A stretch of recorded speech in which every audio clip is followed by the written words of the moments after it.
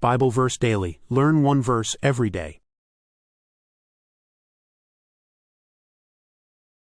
Ephesians chapter 2 verse 8 is arguably the most historically consequential verse in the New Testament after the crucifixion and resurrection narratives themselves.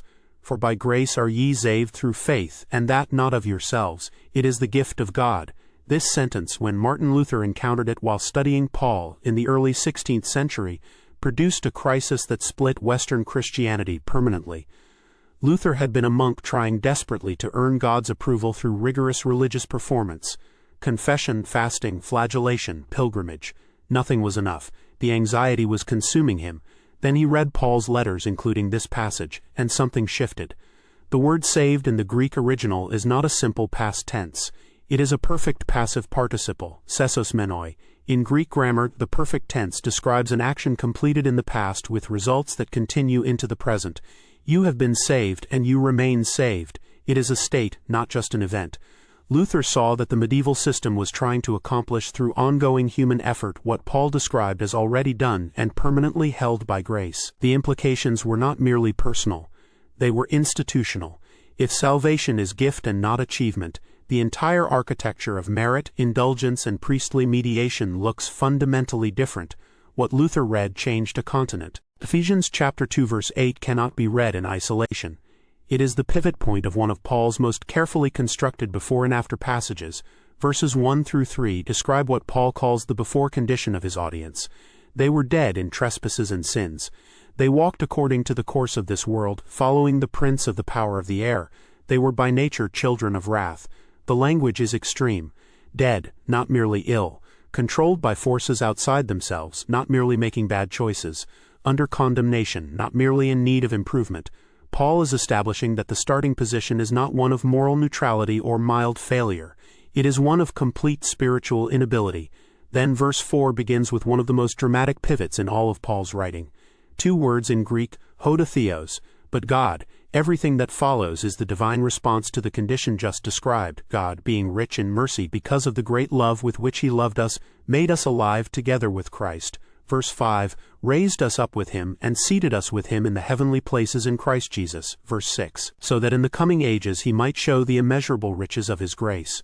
Verse 7, and then verse 8 names the mechanism, grace, received through faith as gift.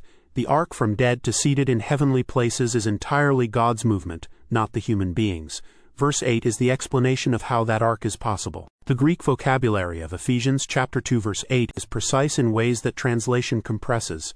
Charis, the word for grace, carries the sense of freely given favor that is unmerited and unearned. It is not a reward for effort that almost made it.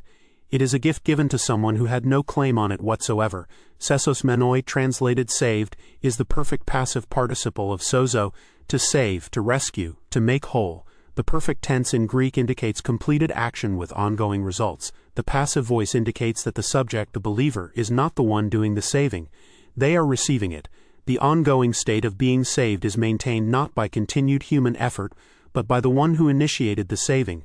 Then dia pistios, through faith. The preposition dia indicates the channel or instrument, not the cause. Faith is not what earns salvation. It is the means through which the gift is received. Then the negation, ok ex hymen, not out of yourselves. The origin of the whole thing is explicitly not the human being. Then doron to theo, the gift of God, freely given present. The theological debate this verse has generated for centuries centers on what the gift refers to. Is it faith itself that is given, or is it the entire salvation package? Both readings are grammatically possible. The point both agree on is that nothing in this verse allows a human being to claim credit for their own salvation. The interpretive history of Ephesians chapter 2 verse 8 is essentially the history of post-Reformation theology. The Lutheran reading made grace alone and faith alone the twin pillars of the entire theological system. Sola gratia, sola fide. Salvation is entirely God's gift, received through faith, which is itself not a human achievement. Nothing is owed, nothing is earned, nothing is contributed. The Calvinist reading goes a step further. If salvation is entirely gift, then even the faith through which it is received must itself be a gift. God grants the faith He requires. Total depravity means human beings cannot produce saving faith from within themselves. The Arminian reading accepts that salvation is entirely by grace, but insists that genuine human faith is a real and meaningful response, not itself divinely predetermined. God enables the response but does not coerce it. The Catholic reading prior to the Reformation had emphasized grace mediated through the sacraments and the Church, with ongoing human cooperation required to maintain the state of grace. Post-Vatican II Catholic theology has moved significantly closer to the Protestant reading, affirming grace as the entirely prior cause of salvation. Eastern Orthodox theology frames the conversation through theosis rather than justification. The goal of salvation is participation in the divine nature, and grace is the divine energy that enables that participation. Human cooperation, synergy, is real but always secondary to the prior divine initiative. All traditions share the foundational point. Not of yourselves means the starting gun was not fired by you. The phrase not of yourselves has a specific practical weight that most people do not carry with them day to day.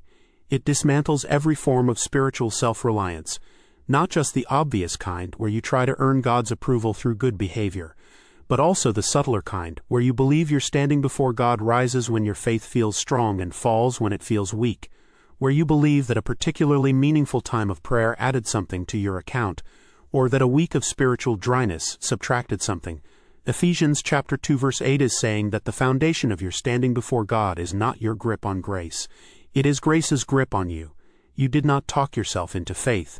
You did not generate the capacity to respond to God, even the channel through which the gift arrived. Faith itself is described here as coming from outside you. That does not eliminate the reality of your response or the importance of ongoing faith. But it means your response is not the load-bearing element. The gift is, the giver is. Practically, this means that the anxiety of wondering whether you are doing enough, believing enough, being enough is a misunderstanding of what is holding you. The perfect tense of Sesosmenoi, you have been saved and remain saved, points to a state maintained by what God did, not by what you continue to do. Grace holds you. Your performance measures it but does not determine it. Ephesians chapter 2 verse 8 is the hinge verse of the Protestant Reformation and one of Paul's most precisely constructed theological statements. The perfect passive tense of saved describes a completed action with permanent ongoing results, held not by human effort, but by grace. The phrase, not of yourselves, eliminates every claim to human merit, including the claim that faith itself originated within you. The gift is from God through and through, and that is what makes it reliable. If this verse study helped you go deeper, please like, comment, and subscribe to Bible Verse Daily for a new verse study every week. Hit the bell notification so you never miss one. New verse studies every week.